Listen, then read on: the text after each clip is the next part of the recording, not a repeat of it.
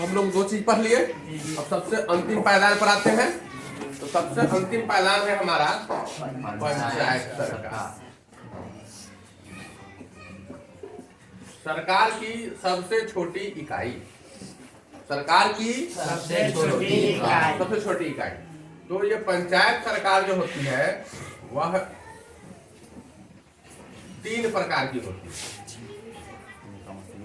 यह कितने प्रकार की होती है? 3। सबसे पहला है जिला पंचायत।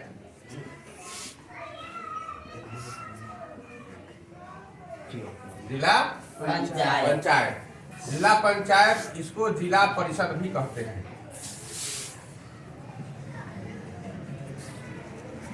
अपने यहाँ इसको कहते हैं जिला परिषद।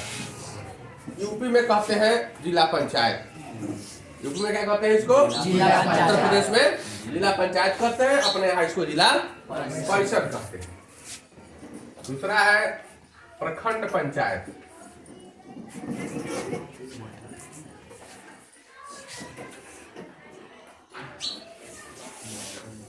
प्रखंड पंचायत, यूपी में इसको खंड पंचायत कहते हैं।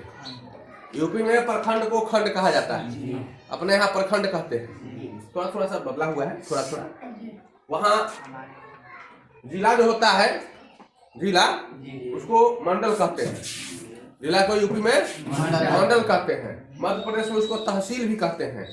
उत्तराखंड में भी तहसील कहते हैं। अब अलग अलग नाम हो गया है।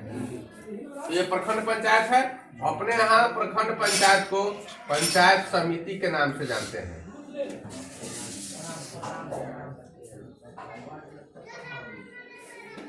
अपने यहाँ इसको पंचायत समिति के नाम से जानते हैं। इसके बाद है ग्राम पंचायत।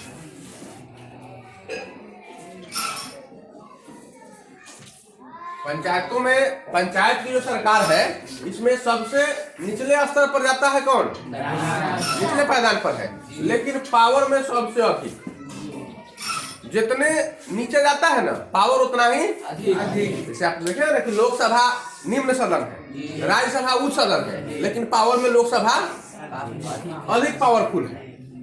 उसी तरह से राज्यसभा उच्च सदन है, राज्यसभा का है, विधान परिषद उच्च सदन है, और विधानसभा निम्न सदन है। अब पावर में विधानसभा सबसे अधिक है। तो ग्राम पंचायत जो है इस तीनों पंचायतों में सबसे निचले स्तर पर है, लेकिन पावर में सबसे अधिक है। आई सबसे ज्यादा रुपया आता है यह काम करने के लिए, सबसे ज्यादा। महात्मा गांधी की सोच थी कि भारत में पंचायत सरकार का गठन होना चाहिए। पंचायत सरकार का मतलब असली सरकार वही है जो गांव की जनता शासन चलाती है। यहाँ हर काम में नियम बनाया गया है। आज भले मुखिया चोर हो गया है, बेईमान हो गया है, लुटेरा हो गया है, कमीशन खोर हो गया है, सारा रुपया लूट लेता है, रख लेता है घर में, लेकिन रूल जो है आपका शासन व्यवस्था का, जब ग्राम पंचायत की नियमावली पढ़िएगा तो उसमें सब कुछ स्पष्ट हो जाता है कि ग्राम पंचायतों को बहुत पावर दिया गया है। उसको साल में 4 गो आम सभा करना है, जिसको अब ग्राम सभा कहते हैं। ग्राम सभा, अब ग्राम सभा को छोटा छोटा टुकड़ा में बांट दिया गया। अब वार्ड सभा होता है, मतलब सीधे वार्ड की पूरी जनता एक साथ बैठती है, अपने जो प्रतिनिधि होते हैं वार्ड मेंबर के साथ, वार्ड सदस्य के साथ, और तब उस समय निर्णय लेते हैं कि नहीं ये काम होना चाहिए, इधर से नाला बन जाना चाहिए, या इधर से सड़क बन जाना चाहिए, यहाँ गांव में बिजली की रोशनी आनी चाहिए। तो सब लोग बैठकर निर्णय लेते हैं। पूरी जब जनता, जो रुपया सरकार देती है खर्चा करने के लिए, वो जनता खुद खर्च कर रही है। रुपया कहाँ से गया? तो जनता से ही गया, कलेक्शन होकर, टैक्स के माध्यम से, जिसको राजस्व कहते हैं। हम लोग हर काम में टैक्स देते हैं। सरकार तो ऐसा है कि थूको बिकने पर टैक्स लगा दिया। आप कौन कौन चीज पर टैक्स लगा दिया? नीमक पर टैक्स है, पानी पर टैक्स है, खाना पर टैक्स है, किसी पर टैक्स नहीं है। सिनेमा देखते हैं उस पर टैक्स है, पेट्रोल पर टैक्स है। कौन सा काम है जिस पर टैक्स नहीं है? वह कौन सा काम है जिस पर टैक्स नहीं है? तो टैक्स तो हर चीज पर, आप जो कुछ करते हैं सब पर टैक्स आपको देना ही पड़ता है। आपके टैक्स को सरकार कलेक्ट करके पहले सेंट्रल गवर्नमेंट दिल्ली ले जाती है, पूरा चल जाता है पैसा। उसमें 2 भाग हो जाता है, राज्य सरकार को अलग मिल जाता है केंद्र सरकार को, अब राज्य सरकार और केंद्र सरकार मिलकर उहे पैसवा को इस सबको देती है। फिर आप कि ले जाओ खर्चा करो, मैंने हम ही से पैसा लिया आ गोल गोल जिलेबी लेकर घुमा के आ फिर हमने जगह भेज दिया। अब कहा कि आप सब लोग मिलकर बैठ जाइए वार्ड सभा में आ सब लोग मिलकर तय कीजिए, यही काम होना चाहिए। अब सारा लोग मिल के लकम जूतम गोए गाय सब शुरू हो जाता है, होता है ना। छोटी छोटी बातों के लिए वार्ड सभा में मारा पीटी गाली गलौज सब हो जाता है। एगो सचिव का चयन करना है तो हम बनेंगे 500 रुपया के लालच में सारा लोग मारा पीटी शुरू कर देता है, कैसा कैसे शुरू कर देता है, कंप्लेन शुरू हो जाता है। अब आज की योजना जो है 5 साल के बाद हो जाती है, 2 साल के बाद हो जाती है, टलते जाती है। ऐसा होता है देखा है कि नहीं देखा है। एक आंगनबाड़ी सेविका सहायिका के चयन के लिए मामला लटक जाता है, केस तक चला जाता है, हाई कोर्ट तक मामला चला जाता है, 2-2 साल 4-4 साल केस लड़ता है लोग, तब जाकर कहीं वो सीट फट जाता है। तो ये सारी समस्याएं पैदा होती हैं जहां जनता एक साथ जुड़ेगी, क्योंकि जनता देश की अशिक्षित है, जनता पढ़ी लिखी नहीं है, इसलिए जनता को अपना अधिकार मालूम नहीं है। जनता को अपने मालूम है कि सरकार फ्री में गेहूं दे रही है, अनाज दे रही है, चावल दे रही है, वो हाली हाली ले लेना है, पैसा दे रही है वो ले लेना है, रात में वोट घुसका देना है। जनता को इतने अधिकार मालूम है, इससे ज्यादा अधिकार मालूम नहीं है। किसी भी जनता को इससे ज्यादा अधिकार मालूम नहीं है। तो ये है क्या, पहले हम लोग तीनों स्तर को जाने। पूरे देश में अलग अलग वित्त आयोग बनाया गया, 15वां वित्त आयोग, 16वां वित्त आयोग, 14वां वित्त आयोग, और उसके बाद बिहार सरकार ने एक अलग वित्त बनाया, पंचम वित्त, चतुर्थ वित्त, चौथा वित्त, 5वां वित्त, 6ठा वित्त, इस तरह से करके आयोग बनाया। 5-5 साल पर वो वित्त आयोग तैयार हो जाता है। तो 5-5 साल पर वो एक पैसा जो है उसका पंचवर्षीय योजना की तरह का हो जाता है कि 5 साल में इतना कलेक्शन हुआ और 5 साल में इस विभाग में इतना खर्चा करना है। तो केंद्र सरकार का जो है अभी 15वां वित्त आयोग खत्म होने की स्थिति में है, 16वां वित्त आयोग शुरू होगा। उस वित्त आयोग से वह पैसा देती है और राज्य सरकार चौथा तीसरा इस वित्त आयोग से पैसा देती है। दोनों सरकारें मिलकर पंचायत को चलाने के लिए रुपया देती है। उस रुपया को सबसे पहले वह पैसा आता है जिला पंचायत के खाता में। सबसे पहले कहाँ आता है? जिला पंचायत। यहाँ से निर्धारित किया गया है अनुपात कि इनको रखना है 10%, टोटल रुपया का 10%, इनको मिलेगा 20%, इनको मिलेगा 70%। इस तरह से रुपया खर्चा होगा। तो रुपया तो खर्चा बाद में होगा, पहले चुनाव हम जाने चुनाव कैसे होता है। तो चुनाव हमको नीचे के स्तर से समझना चाहिए। सबसे पहले हर ग्राम पंचायत में 500 की जनसंख्या पर एक वार्ड का गठन होता है। सबसे पहले वार्ड का गठन होता है 500 की जनसंख्या पर।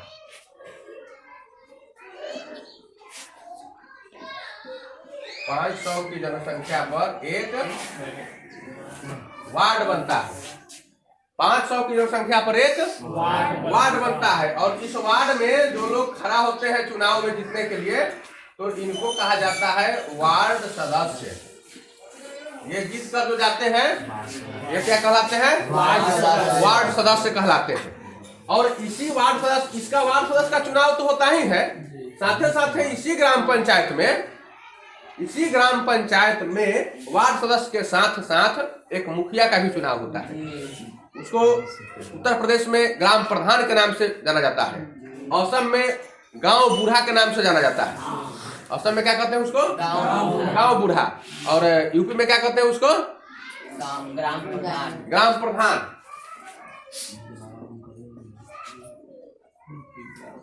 यूपी में होता है ग्राम प्रधान,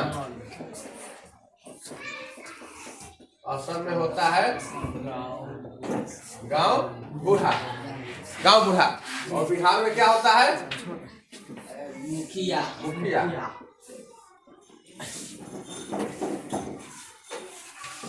तो नाम बदल गया है, काम एक ही है, सबकी वही है। 500 की जनसंख्या पर एक वार्ड सदस्य, 7000 की जनसंख्या पर एक ग्राम पंचायत का गठन किया जाता है। ग्रामीण ये मैदानी भागों में, मैदानी भाग जहाँ घनी जनसंख्या है, लोग ज्यादा बसते हैं, यहाँ 7,000 की जनसंख्या पर एक पंचायत का गठन किया जाता है। और पहाड़ी भागों में जहाँ जनसंख्या विरल आबादी में बसती है, दूर दूर पर लोग बसते हैं, जंगली इलाकों में, तो वैसे जगहों पर 5,000 की जनसंख्या पर एक ग्राम पंचायत का गठन होता है। लेकिन कुछ परिस्थितियों में 3,000 की जनसंख्या पर भी एक ग्राम पंचायत का गठन किया जाता है। जहाँ वैसी परिस्थितियां है कि अब कोई उपाय नहीं चलेगा, तो वहां 3,000 पर वो ग्राम पंचायत का गठन कर दिया जाता है। तो जब ग्राम पंचायत का गठन करने के लिए 7,000, 5,000 और 3,000 की जनसंख्या पर एक पंचायत,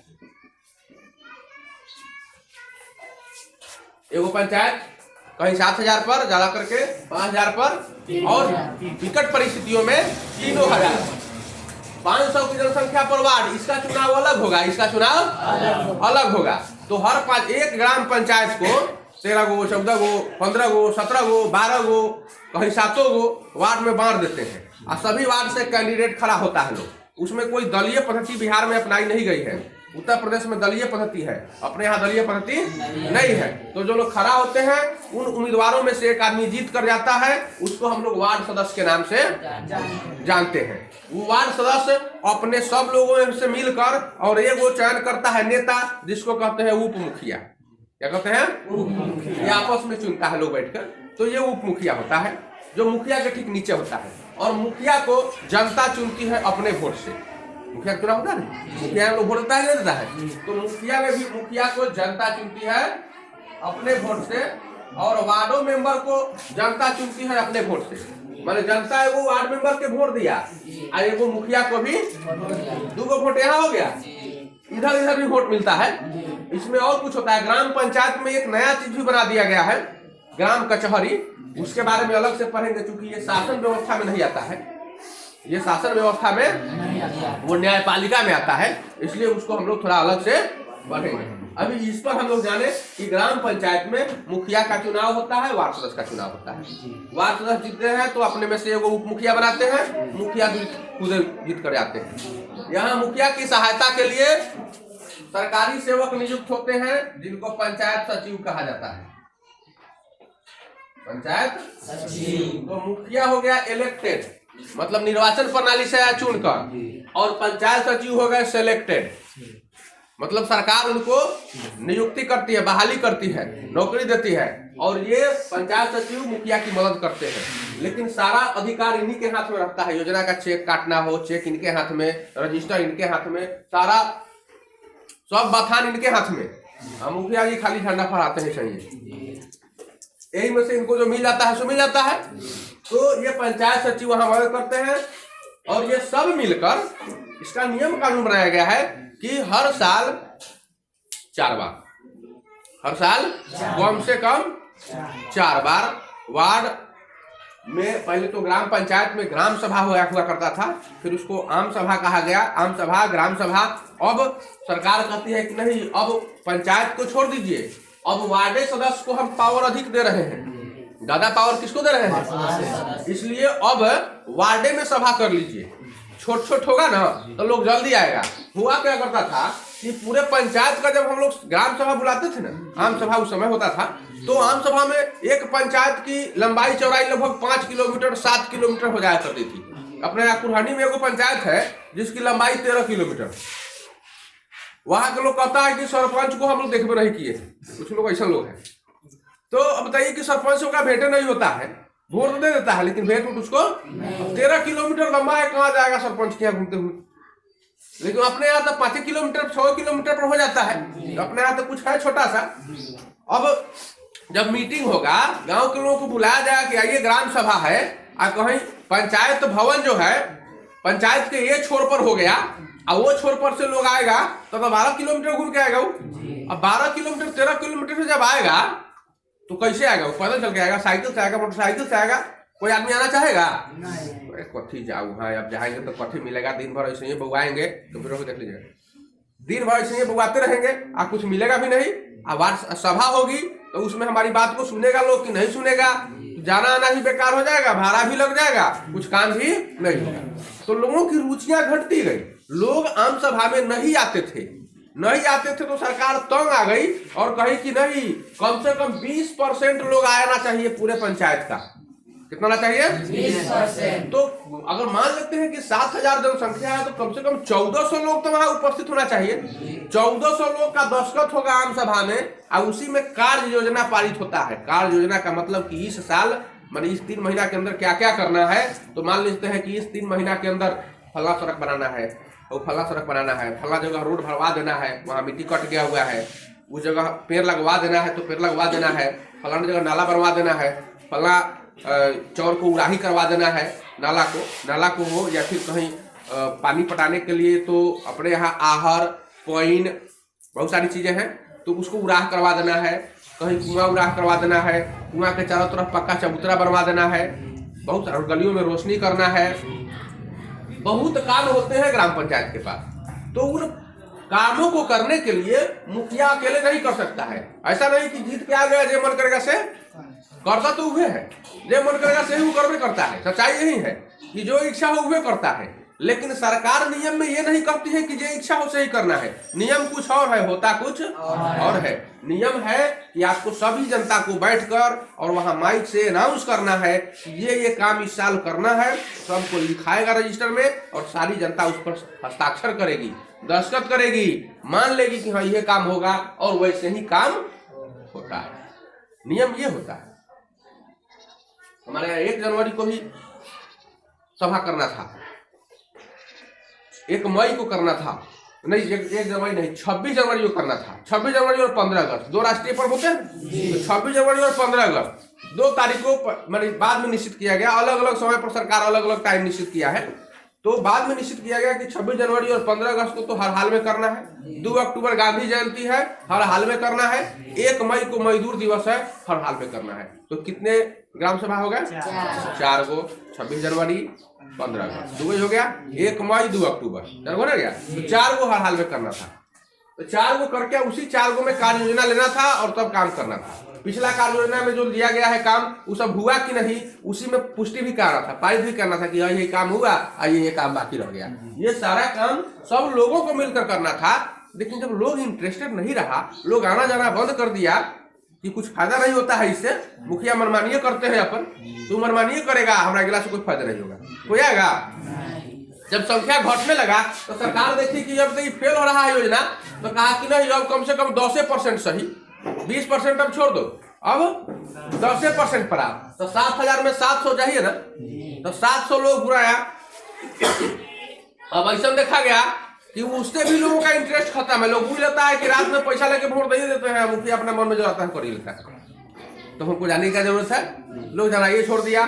तब हुआ कि नहीं अब कम से कम छोटा छोटा टुकड़ा तोड़ दिया जाए, वार्डे में वार्ड सभा किया जाए। वार्ड तो छोटा छोटा होता है, उतना दूर तक कम से कम लोग बैठ ही जाएगा। और सब लोग गाँव का होता है ना जी, कोई चाचा होता है, कोई भैया होता है, कोई बाबा होता है, कोई पोता होता है, कोई छोटा होता है, कोई बड़ा होता है, सब लोग तो एक ही होता है। इसलिए हुआ कि ये में कम से कम सब लोगों को छोटा छोटा टुकड़ा रहेगा ना, तो लोग वही अच्छा से हो जाएगा। लेकिन अब ये भी हमको लगता है ये भी फैलाए कोई वार्ड सभा हुआ देखा है क्या? वार्ड में सभा हो तो देखा है कोई? पक्का नहीं देखा है, होगा नहीं करता है, होगा तो नहीं देखेगा कोई। ये समस्या है अपने यहाँ, ये अपने यहाँ नहीं सारे बिहार की समस्या है। शायद एक आदमी को मुखिया 4 को होगा जो बहुत ईमानदार हो और वो व्यक्ति वार्ड सभा करके और सभी योजनाओं को पारित कराते होंगे, शायद ही, नहीं तो बाकी सब चोरवे है। तो ये ग्राम पंचायत है, यहाँ से इसका चयन करते हैं। ये प्रखंड पंचायत क्या है? तो पूरे प्रखंड में जो है वो पंचायत हो सकता है उसमें 10 को पंचायत हो, 12 को पंचायत हो, 20 को पंचायत हो, 32 को पंचायत हो, 38 को पंचायत जो है वो पूरे पंचायतों में 5,000 की जनसंख्या पर 5,000 की जनसंख्या पर एक सदस्य, 5,000 की जनसंख्या पर एक सदस्य का चुनाव करते हैं। अब मान लो कि पूरे प्रखंड में 2 लाख जनसंख्या है, मान लिया तो 2 लाख जनसंख्या पूरे प्रखंड का है। 5,000 पर एगो सदस्य चुनना है तो पूरे प्रखंड में कितना सदस्य हो जाएंगे? 40 गो। 5,000 पर 5,000 पर एगो, 5,000 पर तो 2 लाख की जनसंख्या पर कितने होंगे? 40 गो। तो 40 सदस्य इसमें हो जाएंगे। और 40 सदस्य कहाँ कहाँ से होगा? तो उसमें निर्धारित कर देते हैं कि किसी किसी पंचायत की जनसंख्या अधिक होती है, किसी किसी की तो किसी पंचायत में 2 गो, किसी पंचायत में 1 गो, इस तरह से करके और 40 गो पुरा दिया जाता है। चाहे 45 गो हो, 50 गो हो, 20 गो हो, जितना हो, तो यह उसी तरह से पुराया जाता है। और ये सभी जितने लोग 40 गो हो चाहे 45 गो, अपने यहाँ तो 45 गो था, लेकिन अब नगर पंचायत बनने के कारण अब 41 ही हो गया हुआ है। तो 41 में जीतने के लिए 21 गो चाहिए कि नहीं? 20 गो वाला तो हारिए जाएगा, 21 गो चाहिए। तो ये 41 मिलकर अपने में से 2 चीजों का चुनाव करते हैं। एक होता है प्रमुख और एक होता है उप प्रमुख।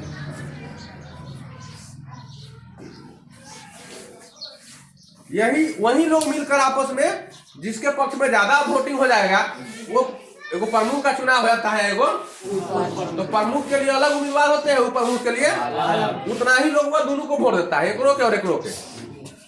तो इसमें से भी एक आदमी जीत जाता है, इसमें से भी एक आदमी। ये लोग पूरे प्रखंड का जो है वो कार्य योजना बनाते हैं। पूरे प्रखंड की कार्य योजना को बनाने के लिए कौन होते हैं? प्रमुख। प्रमुख न रहे, इनकी अनुपस्थिति में अगर ये पावर देते हैं तो वह काम कौन करेगा? प्रमुख। किसी कारण मान लो कि मर गए, जेल चले गए, जिंदा रहेगा तो वो नहीं देगा, अंतिम सांसों खींचा रहेगा तो अयो नहीं देगा। वो बोलेगा कि कोई दे देंगे, पैसा सब ये कमीशन खा लेगा, हमको नहीं देगा। तो अंतिम सांस चलेगा तो यो नहीं देता है, मरिए जाएगा तब ये इसका पावर प्रमुख यूज करेगा। या फिर जेल चल जाएगा तो क्या करेगा? दूसरा उपाय नहीं है। 6 महीना से ऊपर जेल चल गया तो इसको हटाया भी जाता है और ये व्यक्ति वहां पर सारे पावर का इस्तेमाल करेगा।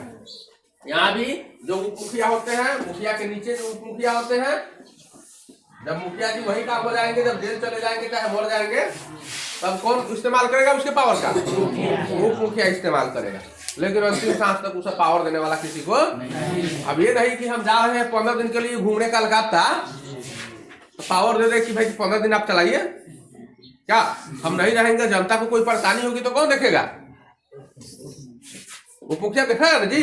लेकिन ये तो सोचेगा कि अब चल जाएंगे, कोई 15 दिन में कुछ गड़बड़ हो गया तो हो गया, इसलिए हम पावर नहीं देंगे, भले जनता मर जाए उससे क्या मतलब। 15 दिन में तो कोई मरेगा नहीं, ये मर ही सकता है, कुछ भी हो सकता है, लेकिन ये पावर नहीं देता है। ये बात समझ में आई? यहाँ पर प्रमुख की सहायता के लिए प्रखंड में बीडीओ होते हैं, प्रखंड विकास पदाधिकारी। प्रमुख की सहायता के लिए बीडीओ, जानता है कि नहीं? है?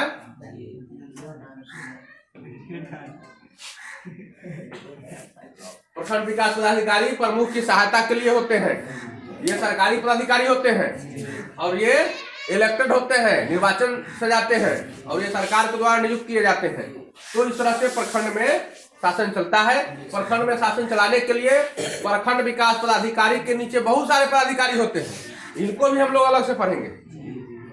बहुत अधिकारी होता है, अंचलाधिकारी भी होता है, वो अंचल में होता है ना, जो आपके जाति प्रमाण पत्र, आवासीय प्रमाण पत्र निर्गत करते हैं, तो उसके बारे में ही पढ़ेंगे। जब वो अलग बनावट पढ़ेंगे हम लोग। अभी हम लोग निर्वाचन प्रणाली पढ़ रहे हैं, तो सीओ कोई जीत कर नहीं जाते हैं अंचलाधिकारी की, हम उनके बारे में ही पढ़ा दें, लेकिन ये जीत कर जाते हैं और उनकी मदद के लिए ये होते हैं, इसलिए थोड़ा सा इसके बारे में बता देना जरूरी है। अब आते हैं हम लोग जिला पंचायत की ओर।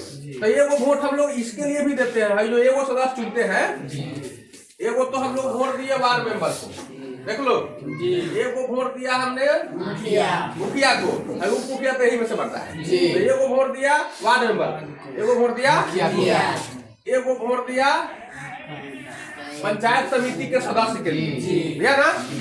अब ये वो वोट कहाँ देते हैं? जिला परिषद का भी चुनाव होता है, हुआ था भी पिछले बार, अब तो हम लोग नगर पंचायत में आ गए हैं। तो पिछले बार जिला परिषद का चुनाव हुआ था। इसमें क्या होता है कि पूरे जिला की जो जनसंख्या है 50,000 पर वो सदस्य का चुनाव करते हैं। कितना पर करते हैं? 5,000 पर आई, 50,000 पर, 50,000 की जनसंख्या पर एक सदस्य का चुनाव होता है।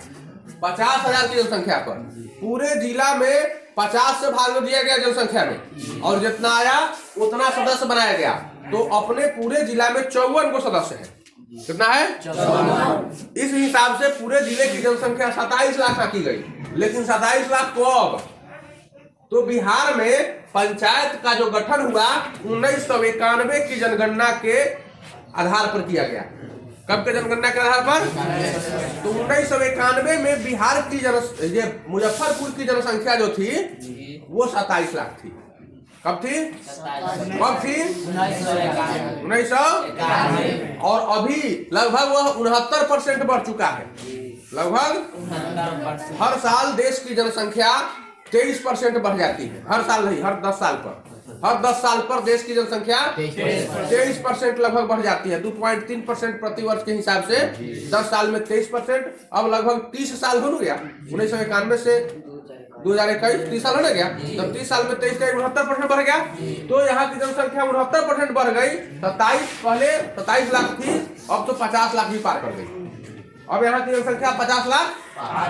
उस हिसाब से तो अब 100 गुना सीट होना चाहिए था 50,000 से भाग देने पर। लेकिन आपको तो बताया कि सीट को निश्चित कर दिया गया, सीट नहीं बढ़ाया जा रहा है। हो सकता है आने वाले समय में फिर से परिसीमन हो, फिर पंचायत बढ़े, तो यहाँ पर सीटों की संख्या भी बढ़ेगी। तो मुखिया बढ़ेंगे, वार्ड सदस्य बढ़ेंगे, पंचायत समिति के सदस्य बढ़ेंगे, जिला परिषद के सदस्य बढ़ेंगे।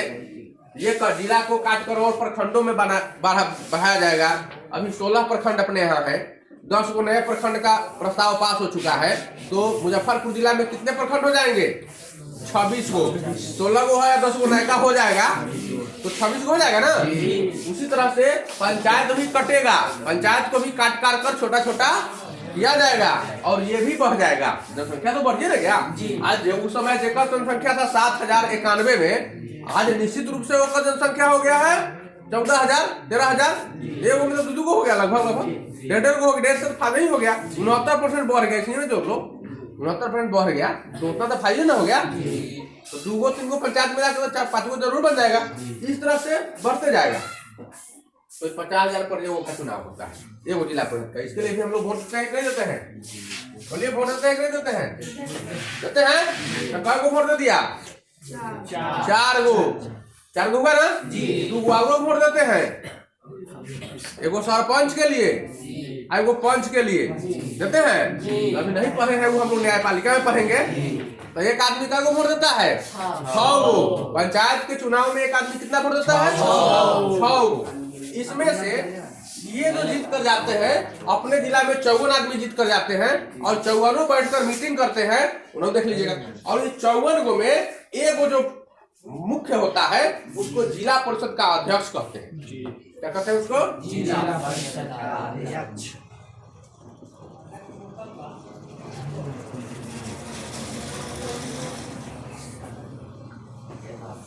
जिला परिषद के अध्यक्ष, और एक होता है जिला परिषद के उपाध्यक्ष। दोनों का चुनाव होता है। सेम चीज, एक अध्यक्ष होता है, वो उपाध्यक्ष। उपाध्यक्ष इसलिए बनाया जाता है कि कहीं किसी परिस्थिति में अगर नहीं रहे, तो उस समय जिला परिषद को कौन चलाएगा? उपाध्यक्ष। अध्यक्ष का पावर का इस्तेमाल करेगा। तो ये अध्यक्ष होते हैं, उपाध्यक्ष होते हैं। इन्हीं में से हम लोग चयन करते हैं, और इनकी मदद के लिए, जिला परिषद के अध्यक्ष के मदद के लिए जिला में कौन होते हैं? डीडीसी। जिला में कौन होते हैं? डीडीसी, उप विकास आयुक्त।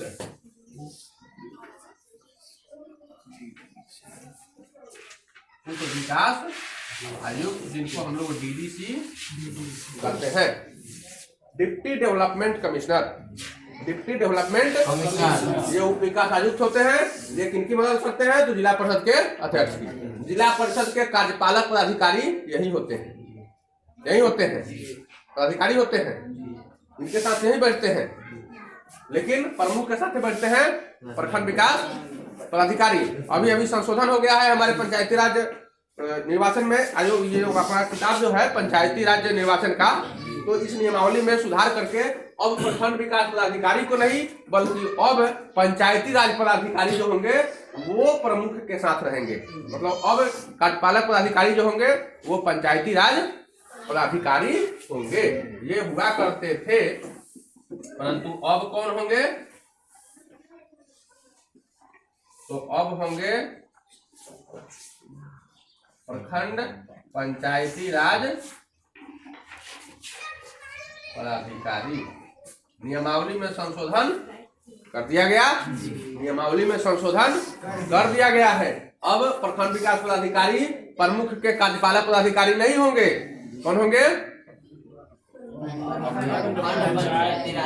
क्योंकि सरकार को महसूस हो रहा था कहीं ना कहीं जिला परिषद के अध्यक्ष और उपाध्यक्ष की मदद कौन करते हैं? उप विकास आयुक्त, ये होते हैं वहाँ कार्यपालक पदाधिकारी। लेकिन जिला के मालिक तो कलेक्टर न होता है जी, तो इसका तो कलेक्टर होना चाहिए था। तो जब कलेक्टर नहीं है, यहाँ डीडीसी हो जाते हैं, तो यहाँ वीडियो कैसे रहेंगे?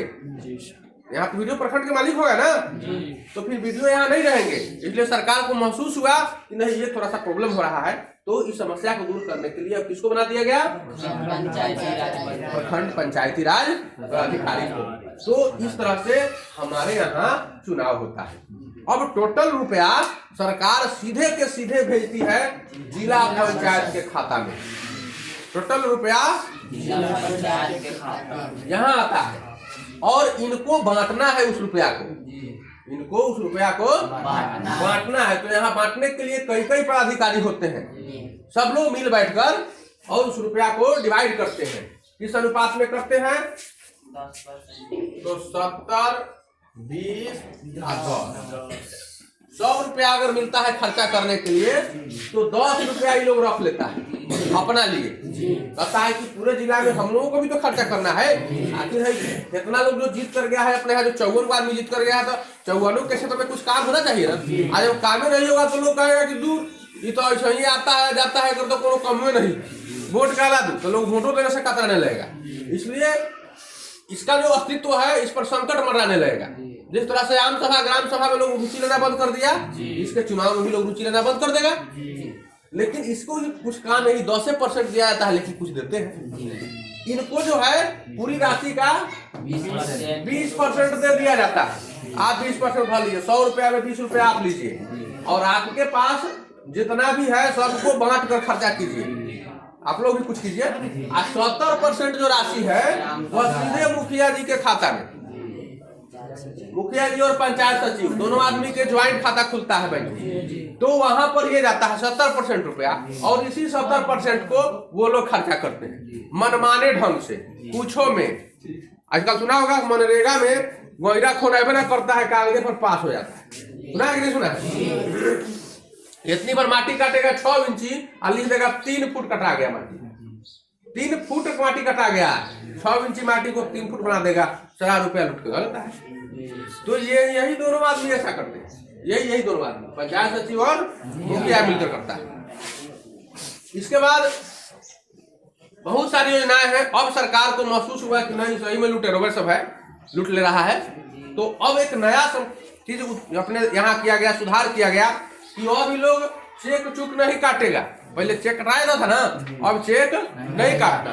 अब इन लोगों का डिजिटल सिग्नेचर बनेगा। डिजिटल सिग्नेचर, पेन ड्राइव देखा है? पेन ड्राइव तो सिग्नेचर बना के उसमें डाल दिया जाता है, डिजिटल सिग्नेचर। अब वह सरकार बनवा के सबका जमा कर लेगी जिला में, और यहाँ काम कराना है उनको, रोड बनवा देना है। मान लेते हैं रोड बनाने में ढलाई हो रहा है रोड, तो उसमें गिट्टी लगेगा, बालू लगेगा, सीमेंट लगेगा, लेबर लगेगा, यही ना होगा जी। तो वो लोग क्या करेंगे? अभी लोग सिर्फ कागज पर बिल बनवा लेंगे कि इतना गिट्टी लग गया, इतना रुपया हुआ, कौना दुकानदार से खरीदा गया, उस दुकानदार का खाता नंबर ले लेंगे।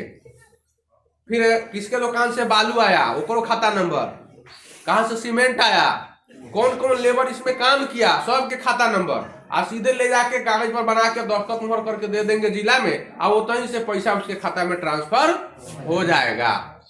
तो अब तो बड़ा परेशानी होने लगा इन लोगों को। क्या अब दुकानदार के खाता में जाएगा तो वो कमीशन देगा कि न देगा, ये तो झंझट फंस गया।